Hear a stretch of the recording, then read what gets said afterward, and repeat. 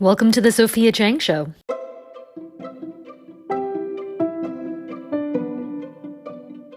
Today's episode is about how I might have just made a huge mistake that committed me for the next 3 months of my life. I started reading Middlemarch. Middlemarch is a Victorian novel by George Eliot, which is the pen name for Mary Ann Evans. It's a behemoth of a literary work, clocking in at over 900 pages and logging an average of 35 hours of audio. So now that I've tied myself up for the next 10 years of my life, the question that remains is, why am I doing this? Was I trying to edify myself, add to my literary canon? Well, as the British say, not at all. The fault lies entirely with an audiobook narrator, one Miss Kate Redding.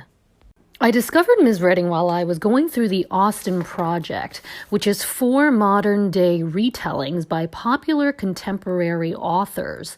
Kate Redding narrated the first book, which was Sense and Sensibility, and I freaking loved her voice. Now, I've always preferred reading a book over listening to it, and a big part of it is because the wrong audiobook narrator can really ruin a book for me. So it's been rare for me to like audiobook narrators. I tend to dislike high-pitched voices on men and women alike.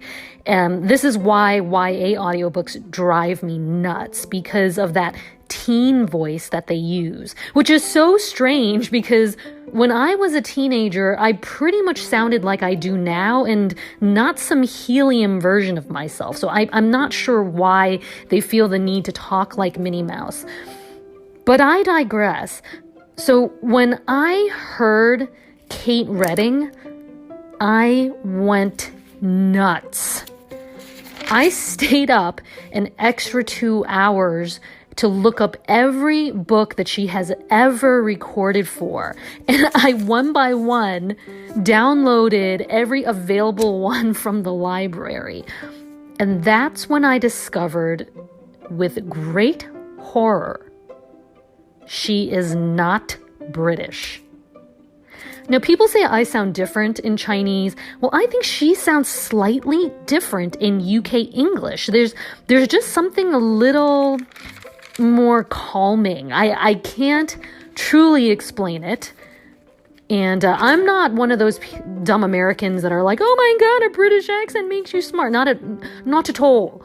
If you guys ever watched Pee Wee Herman's Playhouse, that's the word of the day. And if you were too young, I feel sorry for you. I truly do. Pee Wee's Playhouse was some of the finest work on television, the like that I shall never see again.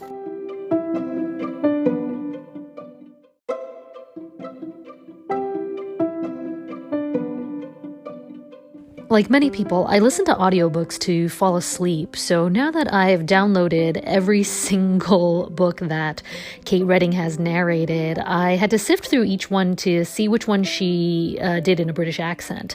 And I think, Middlemarch, George Eliot, it's a classic. This should be calming. Little did I know how long this book would be. So I go on Goodreads, sitting here grappling with this decision that I have not entirely voluntarily made. And I'm looking through the reviews. I'm feeling a little bit better because people are like, oh my goodness, it took me months and months. It took me a year, blah, blah, blah. This was a huge undertaking of my life. And I get to one comment where somebody said that her library was doing the Ides of Middlemarch reading challenge. Oh, I found that so fun. Don't you just love literary humor? And if you don't love literary humor and you don't understand what I just said, this podcast may not be for you. I'm just saying. So I immediately look up what this woman is talking about, and to my great delight, the challenge is going on right this minute. I am just in time to join in before their first discussion has even began. So this challenge is run by the Big Book Club from the Arlington Public Library all the way out in Virginia.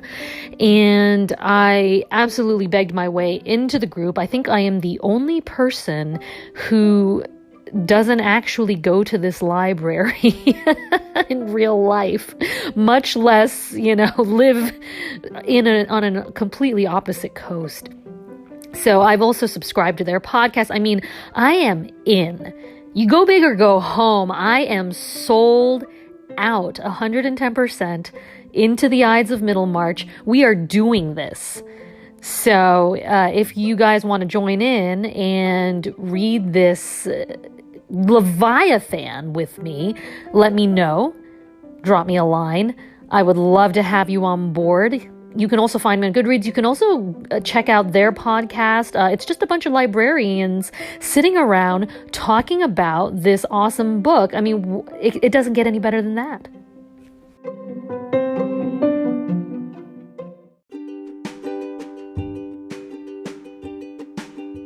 It means so much to me that you're listening to the Sophia Chang Show. If you enjoyed what you heard or think that somebody might get some use out of it, won't you give me a 5-star rating in Apple Podcasts or iTunes? Or better yet, write a review, pass it on to your friends. It's the best way to make sure that people who are looking for this kind of content can find it. Thanks so much, and I appreciate you.